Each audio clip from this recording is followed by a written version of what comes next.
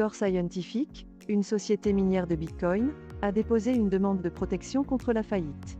Ils ont également accepté d'emprunter 70 millions de dollars à la banque d'investissement B. Riley pour remplacer un plan de financement existant.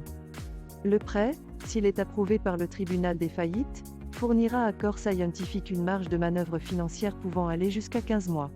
Cela permettra également à Core Scientific de négocier un plan consensuel au titre du chapitre 11 avec ses principales parties prenantes.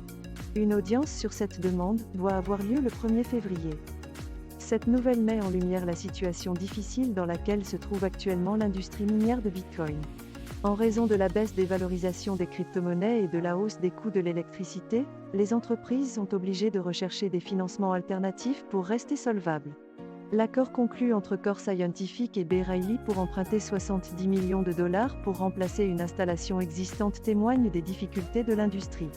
Nous espérons que cela donnera à Core Scientific la flexibilité et la rapidité dont elle a besoin pour restructurer ses activités et sortir de la faillite.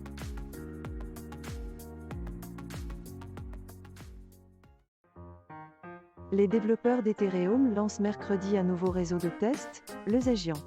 Cela permettra aux utilisateurs de tester la proposition d'amélioration de l'Ethereum 4895, qui fait partie du prochain hard fork du protocole à Shanghai. Les utilisateurs ne pourront pas participer au retrait simulé avant le 7 février. Ils pourront déposer des aides auprès des validateurs du testnet, puis les retirer la semaine suivante.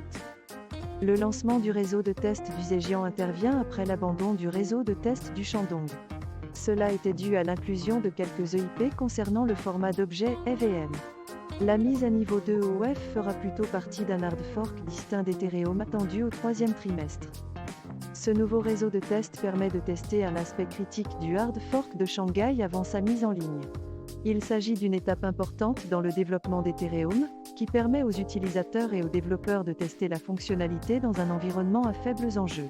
Le lancement du réseau de test du Zhejiang coïncide également avec l'abandon du réseau de test du Shandong, les développeurs concentrant désormais leurs efforts sur les EIP inclus dans la mise à niveau de Shanghai.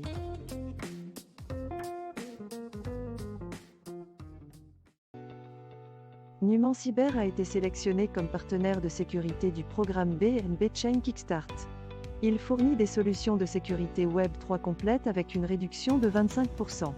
Le partenariat vise à promouvoir le développement sécurisé de projets Web 3 et à fournir des services de haut niveau à l'écosystème Web 3. Ce partenariat entre Numan Cyber et BNB Chain Kickstart constitue une étape importante vers la fourniture de services de sécurité Web 3 complets aux développeurs et aux équipes de projet. Les tarifs réduits et les services premium fournis par BNB Chain Kickstart aideront les équipes de projet à créer des dApps sécurisés et à garantir la sécurité de l'écosystème Web 3.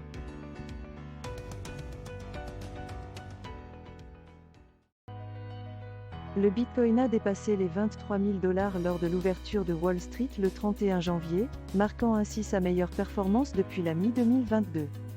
Bien que certains traders s'attendaient à un mois de février baissier avec des objectifs de cours de 21 400 $ et même de 19 000 $, le mois de janvier avait enregistré une hausse de plus de 40%.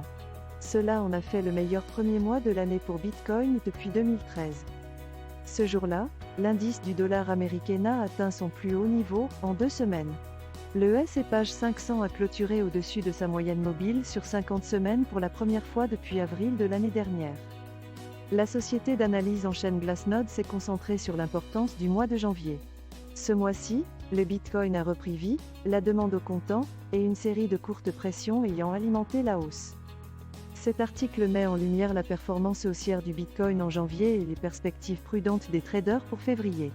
Il donne également un aperçu de la corrélation inverse entre l'indice du dollar américain et les marchés des crypto-monnaies, et de l'importance du fait que le S&P 500 clôture au-dessus de sa moyenne mobile sur 50 semaines pour la première fois depuis avril. La société d'analyse en chaîne Glassnode fait également part de son point de vue sur la situation actuelle du marché.